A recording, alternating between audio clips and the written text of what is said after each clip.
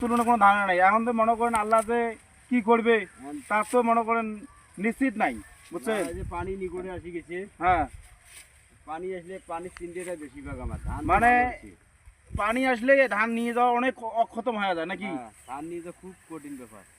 ও, তাহলে এখন মনে করেন এই যে যে ধান কত সুন্দর ধান হয়েছে, তাহলে তো খুব ভালো ধান হয়েছে ভাই। ধান এইবার ভালো হয়েছে, কিন্তু সমস্যা হলো পানি। এখন আল্লাহ যা কিছু করবে, করার কিছু নাই ভাই। এখন মনে করেন আল্লাহ যা যদি আপনার খাওয়ার রেজেক যদি থাকে, তাহলে আপনারা মনে করেন খাইতে পারবেন, বুঝছেন?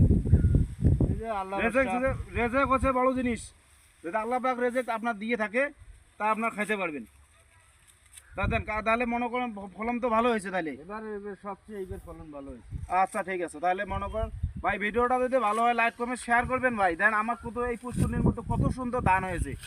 তাহলে মনে করেন এইভাবে যদি সারা জায়গায় পুষ্করণী যদি মনে করেন ধান হয়, তাহলে মনে করেন দেশে কোনো মনে করেন বা আগের মতো ৭৪ মঙ্গা ছিল না, সেই মঙ্গাটা আমার মনে করেন এই মনে করেন থাকবে না। ১ বিঘে যদি ২৫ মন ধান হয়, তাহলে একটা করে লোকের ১ মন করে মনে করেন ২৫ মন ধান হলে মনে করেন ১ বিঘের মধ্যে তার মনে করেন সুন্দর ফ্যামিলিটা চলবে। যদি ভিডিওটা ভালো হয় তাহলে লাইক কমেন্ট শেয়ার করবেন ভাই, মাঝের মধ্যে শব্দ।